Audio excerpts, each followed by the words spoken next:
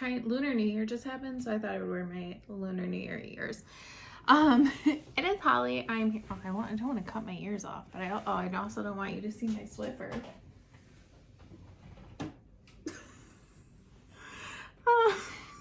Anyways, my name is Holly, and I thought I would do a hopefully little video going over the RunDisney website, because there is a lot of information here, and honestly I only use a few things, but there is more.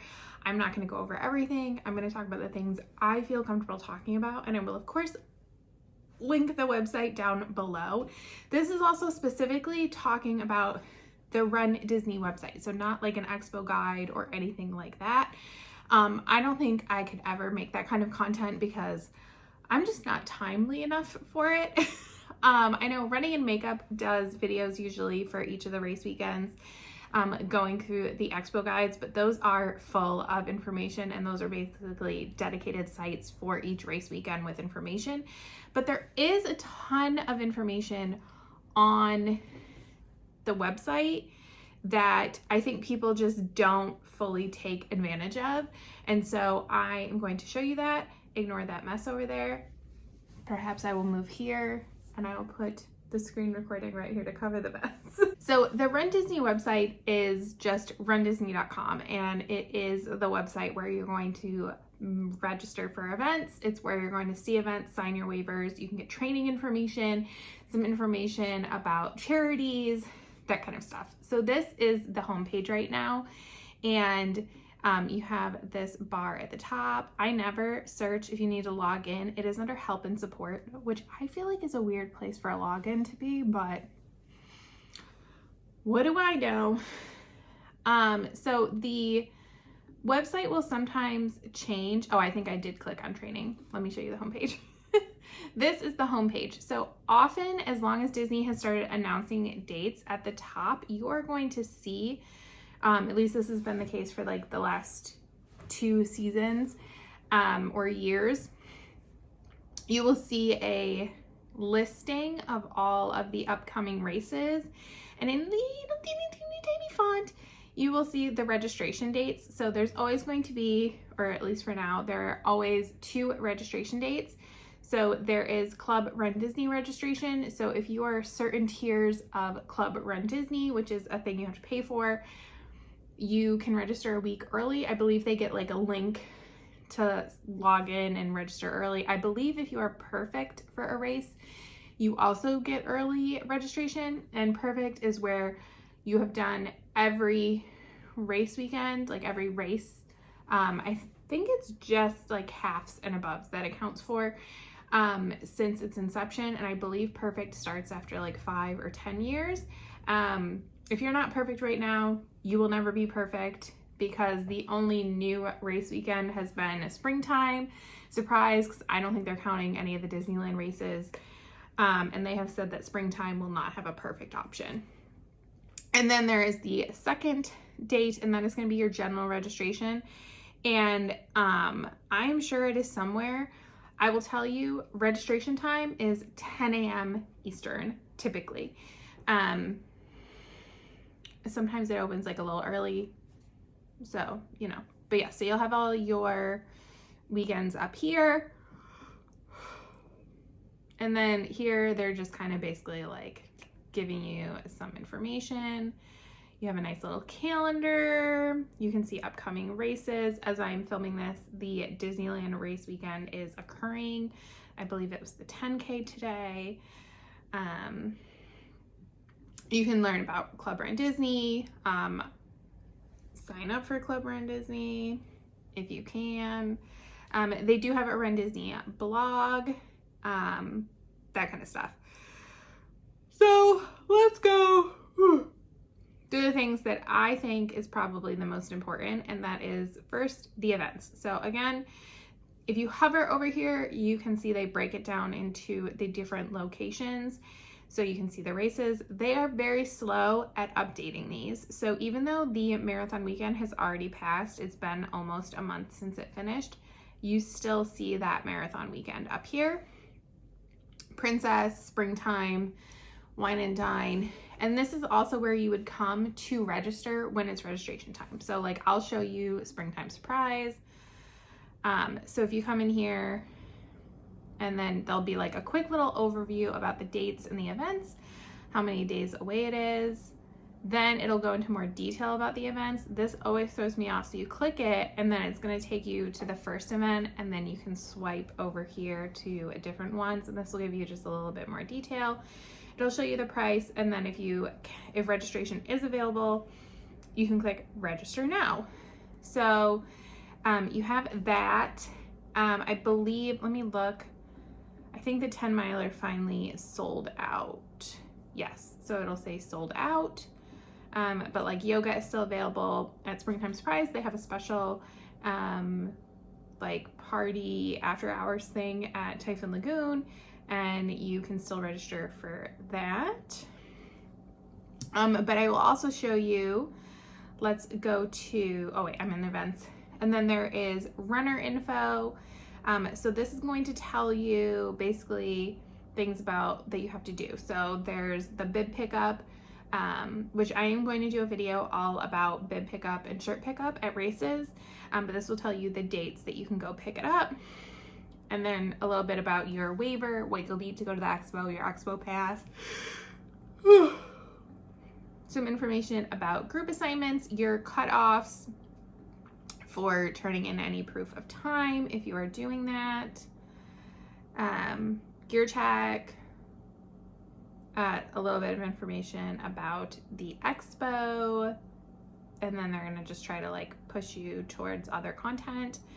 A little guide on the expo, talking about virtual queue. I'll talk a little bit about virtual queue in that bib pickup and shirt pickup video if I remember.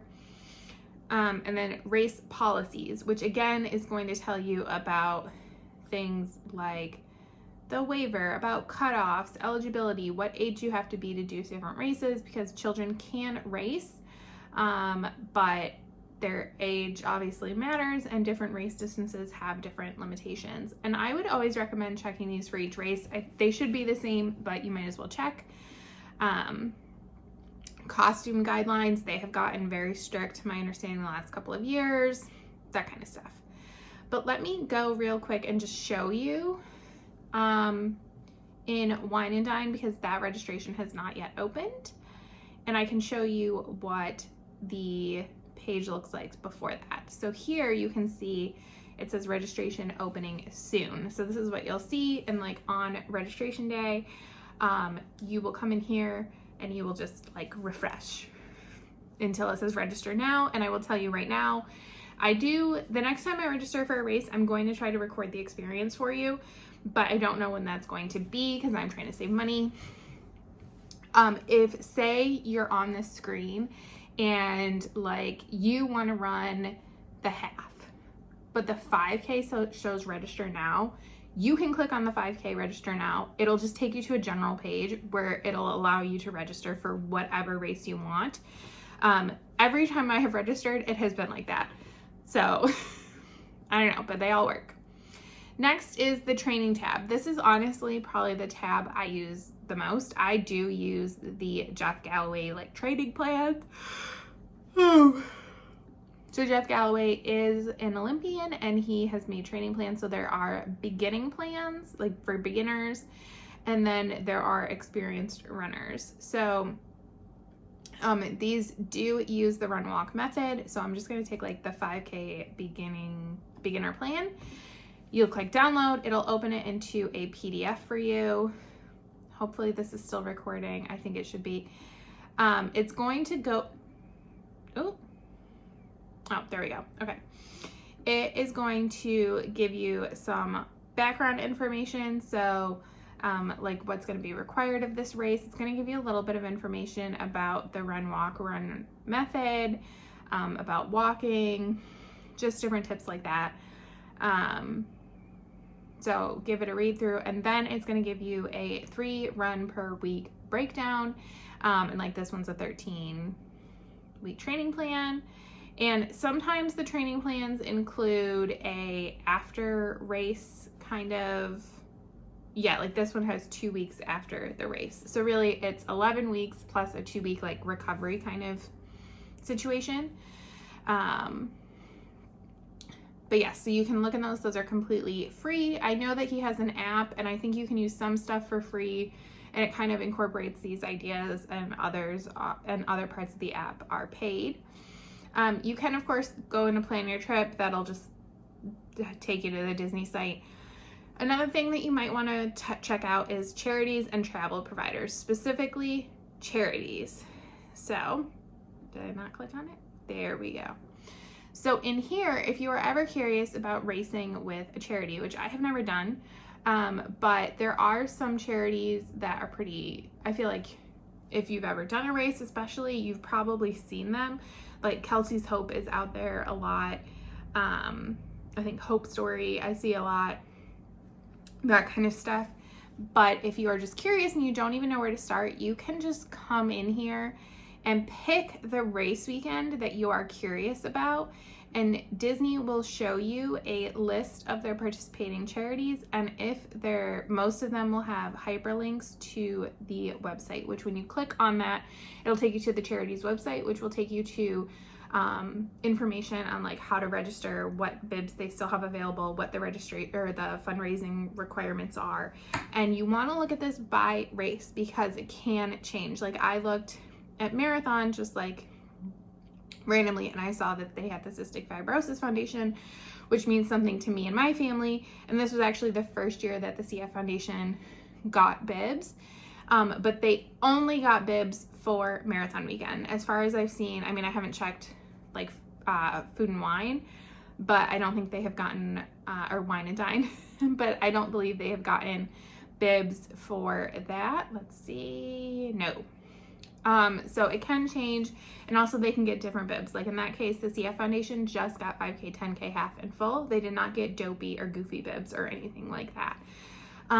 So you can always check there and at least have like an idea of charities that you could possibly reach out to, or see if there's a charity that means something to you. I think personally, if I ever did a charity, it probably would be something like the CF Foundation, where it would be easier for me to raise money because it's something I already care about. There's the results tab. It's the first time I've ever gone in here. But yes, so you can, I think you can go back. Yeah, you can go back a little bit and look for, results, and then some information, and then help and support you can use for contact, like to contact them. And like, obviously there's the managing your account thing, which I'm not going to go into my account just because I don't trust myself to properly edit things, to like redact. But your account is where you can see your upcoming registrations, like races that you have coming up. You can see any pre-orders that you did for merchandise during race weekends. That is where you would enter proof of time if you didn't do it at race registration, which I would highly recommend not doing at registration. And it's also where you will sign your digital waiver.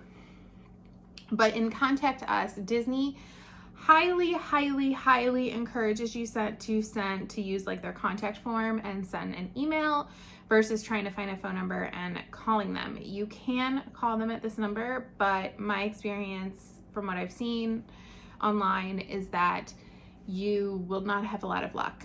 I would also tell you that the RunDisney team, department, whatever, is very small, and especially around race weekends like this weekend right now. They are basically at the race. Like they are working at the race. They are not working, answering calls, fielding emails. They are not doing stuff like that. So definitely expect a general delay in what you may expect a response from, but also if you are even close to a race weekend, don't expect a response until after race weekend, and probably not like a week or two after that, just because they are getting caught up. They're doing things. I'm sure they can't like take off during those times. So that kind of thing. So yes, but that is the website. I will tell you a couple of things that I've seen online. A lot of people ask, because registration is so intense, you cannot pre-fill like anything in your account. Like you can't say, like I have an account and it has my information in it, but I still have to manually type all of that in at registration.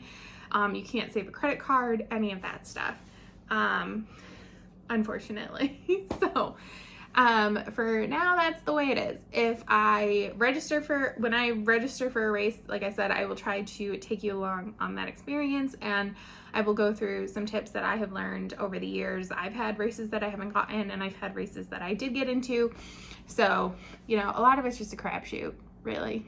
But yes, so that is me just going a little bit over the RunDisney website, because I feel like there is a lot of information here and people just don't use it for whatever reason. I will say I'm not sure it is the most intuitive sometimes, but it is there. There is lots of information for you. So I do highly recommend checking it out. So yes, thank you so much for watching, and I will see you next time. Bye.